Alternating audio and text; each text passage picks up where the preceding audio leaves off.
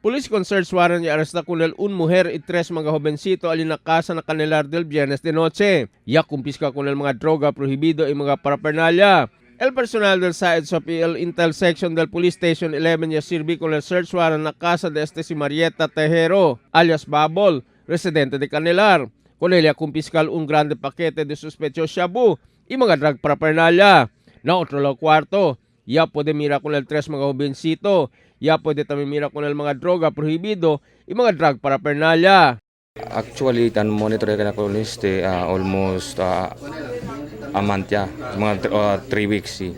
Na el search warrant di suyo magaling cuando tiene kami pwede sa confidential informant kay STL Tabiende amo kaya yan apply kami search warrant kasi nga boarding house, so para di kita pwede basta-basta entra na location kasi eskwela lang tamin di suyo mga parokyano, mostly mga estudyante. Sospecho tanega ka hindi di suyol droga. Usay yo sir, de berasan tapuma lang yo. Basura yung kontra sila. Pero sa bato siya, buno ayo siya bu kay hindi tabende. Pakilaya siya nila yung kwarto kay sila mag-una entra. Kung mga sospecho liba para alin na Police Station 11 para al investigasyon. Emil Tuban, Dateline Zamboanga.